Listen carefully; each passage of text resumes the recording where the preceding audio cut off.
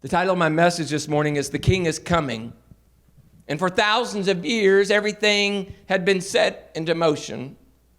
Every piece on that majestic chessboard of time had been positioned perfectly. The Lamb that was slain from the foundation of the world from the very beginning was in the plan of God. The stage was set and the final curtain was finally to arrive. It is Palm Sunday and the final performance of the Son of Man has begun. Here comes Jesus, the wonderful counselor, the mighty God, the everlasting Father, the Prince of Peace. Here comes Jesus riding into that beautiful holy city of Jerusalem. It is possible at least 2 million, maybe as many as 3 million people were gathered into the narrow streets of that holy city. You see, they were descending upon that city because of the feast of Passover. Garments were then spread across the road that Jesus was taking. Branches were ripped from the tops of palm trees, and they were waved into the very same air which received the shouts of people singing, "Hosanna to the Son of David. Blessed is he that cometh in the name of the Lord. Hosanna in the highest." And all of this was no accident. None of this was an accident. It was all on purpose. Jesus knew exactly who he was and is and forever will be. Jesus knew exactly what he was doing. You see, John said all things were made by him, and without him was not anything made that was made. So since the beginning of time, he had already arranged that unridden donkey to be ready and to be waiting. And Jesus, he sent 2 of his disciples who brought that donkey to him as it had always been planned. It was no accident that the unridden beast was waiting there,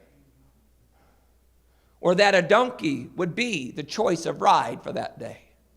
You see, the prophet Zechariah told us a long time ago, ancient days ago, he said, "Rejoice greatly, O daughter of Zion. Shout aloud, O daughter of Jerusalem. Behold, your king is coming to you. Righteous and having salvation is he, humble and mounted on a donkey, on a colt, the foal of a donkey."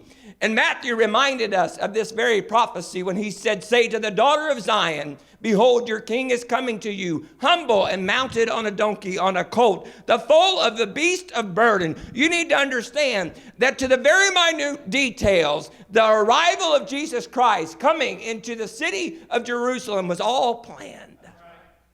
The king is coming. And I do not know how Jesus would arrive if he came in the flesh today, if he came in bodily form as he walked as the Son of Man. Do not know what kind of vehicle he might ride, or I do not know how Jesus would arrive, but I do know this, that if he arrived in the physical form as the Son of Man today, if he came walking into this place, he would arrive with humility, the very same way that he arrived into that holy city of Jerusalem. You see, the writer of Hebrews said Jesus Christ, the same yesterday and today and forever. Jesus never changes. He is one and the same always, high and lifted up, exalted, but arriving as the Son of Man, humble on a donkey. You and I, we change, but God never changes. The world changes, but God never changes. Even the psalmist said, "The earth is the Lord's and the fullness thereof, the world and they that dwell therein. For he hath founded it upon the seas and established it on the floods." And if there's anything that's ever changing, it's water. Water is ever moving, ever changing. And whether it's the first century, the second century, or if it's this century, the world is ever changing, but God remains the same. And this one truth remains: the king is coming. The king is coming. And when Jesus first arrived, it was in a tiny little town of Bethlehem, and we celebrate his birth every year, and it was a humble barn, probably full of farm animals, and we really don't know all the details, but I can only imagine that the donkey that Mary probably rode when she was riding to Bethlehem was standing right there in the barn when that little baby boy arrived, when the King of Kings was wrapped in swaddling clothes. And now it's 33 years later, it's Palm Sunday, and Jesus, again, is arriving into town, but this time arriving as the king on a donkey. This is humility. This is the Son of Man. This is God submitting himself to his own creation. And just like then, on that Christmas morn, and just like we celebrate today, Palm Sunday, when Jesus arrived in Jerusalem, I want to tell you, the King is coming. The King is coming. The King is coming. And Jesus said, and then shall appear the sign of the Son of Man in heaven, and then shall all the tribes of earth mourn. And they shall see the Son of Man coming in the clouds of heaven with power and great glory. And he shall send his angels with a great sound of a trumpet, and they shall gather together his elect from the four winds, from one end of heaven to the other. And regardless of how he arrived in that little town of Bethlehem, or how he rode into Jerusalem on an unridden donkey for that Passover 2,000 years ago, what we all need to know today is he's not coming in the flesh this time. He's not coming as the Son of Man this time. This time he's coming as the King of glory. The King is coming. He's going to arrive, and it won't be in a donkey, but it'll be in the clouds with the great trumpet sound. He's coming as the King of glory. He's coming in power. When he came to Bethlehem and walked among his boyhood friends, and then as a young man learning in the carpenter shop, learning how to fish and build and do things, ultimately walking along those seashores, choosing men to become his 12 disciples. He walked with humility. He walked with humbleness. He walked as a lowly man. There's not a friend like the lowly Jesus. There's not a friend like the lowly Jesus. But the next time he comes, he's coming in power. The next time he comes, he's not going to come walk along the seashores of Galilee. The next time he comes, he'll be riding on the clouds. The next time he comes, he won't be arriving to the off-tune and the off-key shouts of little children saying, Hosanna in the highest. The next time, it's going to be the perfect pitch of trumpets being sounded, telling Gabriel and the angels, you go and gather my children and bring them home. The next time he comes, he is coming in glory. He's coming in the eastern sky. The next time he comes, he's coming in greatness. Presidents of the United States are very limited in their power. They may be surrounded, encompassed by a lot of famous, popular, and powerful people. They may be protected by a lot of Secret Service agents willing to give their lives for that president. They may be supported by many cabinet members, many people who feign themselves to be quite intelligent and wise. But presidents, I tell you today, are very limited in power. Here in the great United States of America, I'm thankful for this, but we don't have a king. We don't have a queen. But apparently, we as Americans are incredibly fascinated by the pageantry surrounding the royal weddings that take place in England. At least the media thinks we are. We have witnessed the rise and fall of many famous leaders in our lifetimes. We've seen the best of leaders and we've seen the worst of leaders. We've seen the likes of Bush, Obama, Trump, Biden, Netanyahu, Herzog, Bennett, rising and Saleh. We are numb when it comes to all kinds of leadership and change in the world. We've witnessed the weaknesses of kings, prime ministers, and presidents, and yet who among us is not moved by the presence of any one of these people? If a king of another country or the president of the United States walked in here today, love him or hate him, we would all be in awe of being in the presence of someone of such position. We still want to see these men and women. We still want to meet them and maybe even have our picture taken with them. It's a little overwhelming to sense the power that surrounds the presence of a man who is called king of a country. There is something awe-inspiring about royal power, the ability to sentence someone to death. We could add there is something awesome about all political and military power, which marks the trains of kings and prime ministers and presidents when they arrive. But it was nothing like that when Jesus Christ arrived in Jerusalem on that Passover so long ago. Yes, they were singing, Hosanna to the Son of David. Blessed is he that cometh in the name of the Lord. Hosanna in the highest. Yes, they sang that. But there was no royal entourage. There was no secret service. There was no royal motor coach. But one of these days, the King of Kings is going to return. And this time, he's not going to come riding on a donkey. And this time, there won't be any need for secret service. He arrived in humility while all the other kings and the presidents of humanity have been arriving in style and power. All the other leaders of the world have been arriving for thousands of years in the very best ways that they have been able to afford and the very best things that they knew to do. But this encounter with King Jesus will be completely different. You see, presidents and kings arrive on their thrones of power, determined to rule. But Jesus Christ, he came and he walked among humanity to be a servant leader, to be a servant king. Presidents and kings arrive in style. They arrive in pomp and circumstance. And the first time that Jesus Christ came, he came in a barn in Bethlehem. He came in humility, and he arrived in Jerusalem on a donkey. The kings of that day, 2,000 years ago, probably would have been riding great white stallions. They would have been surrounded by hundreds of military officers and soldiers wearing the regalia to identify who was who. Kings and presidents today arrive in the finest of aircraft and vehicles, with all the security and signage to ensure everyone knows who they are. But Jesus knew what he was doing when he arrived in Jerusalem on Palm Sunday on a donkey. And Jesus knows exactly what he will be doing when he comes in the clouds of heaven with great power and great glory. He knows exactly what he'll be doing. You see, the Jews 2,000 years ago, they wanted a king who would set them free. They wanted to be free from Roman oppression. They wanted an earthly kingdom. Instead, Jesus arrived lowly and meek, riding a donkey, an ugly beast that makes odd noises, a symbol of meekness and humility, a symbol of embarrassment to some.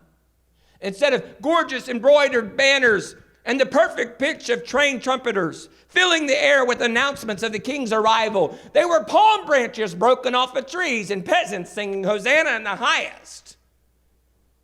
There was not the clanking of military metal or the noise of the bass drummers banging their drums for the beat, for the march of the soldiers. They were just children. They were just moms and dads. They were just peasants. And it was a collection of those who had been healed. It was a collection of people who had been delivered from demons. It was the woman with the issue of blood. It was the child that got fish that day at the Sea of Galilee. It was the dads whose daughter was raised from the dead. And John said, if we wrote all the miracles that Jesus did, the books of the world could not contain them. And so you can only imagine that all the miracles that we never heard about. And those people were waving palm branches. It was the delivered, the fed, the freed, the healed. Most kings, they set themselves up for a hero's death. Even the kings of Israel built their groves and prepared their graves. But Jesus was entirely different. It would be a borrowed grave. Jesus prepared for and came to Jerusalem for the cross. He arrived on a donkey to go to the cross. He was in an ignominious kind of death, marked with insulting inscription, King of the Jews. He did not have the kind of death we witnessed with Ronald Reagan or George H.W. Bush and how they experienced their death surrounded by people with great funerals and services. He did not have the kinds of funerals of presidents or the kings of England. He didn't lie in state for a while thousands walked past him. But Jesus came as the Messiah. He came as Emmanuel. He is God, and he will always be God, in whom we have redemption through his blood, even the forgiveness of sins. He was the image of the invisible God, the firstborn of every creature. And for by him were all things created that are in heaven and that are in earth, visible and invisible, whether they be thrones or dominions or principalities or powers. All things were created by him and for him. And he is before all things, and by him all things consist. And yet he came on a donkey. You see, Jesus knew who he was, and he didn't need a white stallion to tell everybody else. He knew he was the Messiah, Emmanuel, spoken of by ancient scriptures. Those prophets declared the Messiah would arrive, and he would be like none other. The Messiah would be on a donkey, humble, without pride. But thousands of years before, he chose the day. He chose the signs. He chose the time. He set up the Feast of Passover way back at the deliverance of Egypt, Israel from Egypt. He chose the day. The exposure was great. The king was arriving. His triumphant entry into Jerusalem was designed to seal his fate, to make his way to Calvary. It was an incredible day. Really, it was an incredible week. However, he arrived in Bethlehem just like the old prophet said he would, with a purpose. And then he arrived in Jerusalem exactly as those ancient men prophesied, with a purpose. And after Jesus was crucified, he appeared to his disciples. And he met with them and he talked with them. And when he had spoken these things, while they beheld, he was taken up, and a cloud received him out of their sight. And while they looked steadfastly toward heaven, as he went up, behold, two men stood by them in white apparel, which also said, Ye men of Galilee, why stand you here gazing up into heaven? This same Jesus, which is taken up from you into heaven, shall so come in like manner as you have seen him go into heaven. You need to understand, a whole lot of other prophecies about Jesus Christ have already been fulfilled, but this one has not come to pass yet. This prophecy is still waiting. I want you to hear me today. He's coming in the clouds. He's coming back for his children. There's a lot of prophecy that's already happened, but the trumpet has not. He created all things, and by him all things exist. As prophesied, he was there in Bethlehem as a baby. He walked among his brothers and his neighbors, and they knew not who he was. He came and he walked among the Sadducees and the Pharisees. He walked with his disciples. He sat at a fish fry at the Sea of Galilee, warming his feet by the fire. Came as a man who would sleep under the stars, maybe a tent, possibly a cave. He came and he walked among man, just as they had prophesied. He arrived in Jerusalem on Palm Sunday, 2,000 years ago. And Isaiah told us, surely he hath borne our griefs and carried our sorrows. Yet we did esteem him stricken, smitten of God and afflicted, but he was wounded for our transgressions. He was bruised for our iniquities. The chastisement of our peace was upon him, and with his stripes we are healed. All we like sheep have gone astray. We have turned everyone to his own way. And the Lord laid upon him the iniquity of us all. He was oppressed and he was afflicted, yet he openeth not his mouth. He was brought as a lamb to the slaughter, and as a sheep before her shearers is dumb. So he openeth not his mouth. He was taken from prison and from judgment. And who shall declare his generation? For he was cut off out of the land of the living. For the transgression of me and you, for us was he stricken. And he made his grave in a borrowed grave with the wicked and with the rich in his death.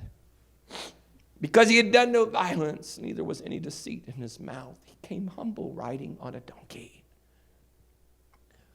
But one of these days, just like Bethlehem was prophesied, and just like the arrival on a donkey was prophesied, and just like Calvary was prophesied, I want you to hear me tell you, the clouds are going to part in the eastern sky, and the King is going to arrive. He's coming again. The King is coming in power. The King is coming in glory. The King is coming in majesty. Would you stand with me today? I want you to think about the reality. I want you to think about the truth. I want you to understand with me today that when Jesus Christ arrived in Bethlehem as a little baby, nobody expected it. The angels had to go get shepherds to come see it.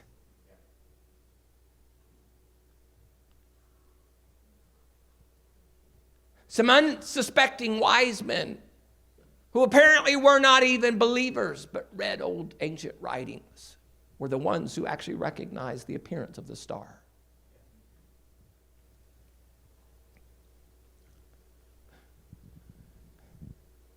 The prophets told them he'll come riding on a donkey. But all the leaders of the day missed it. They were angry at the people for saying, the King has arrived, Hosanna in the highest. The prophets told them, he's going to go to Calvary.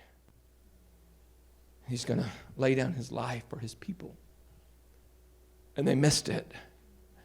So today, I want to tell you, the prophets have told us, the King is coming. Don't miss it.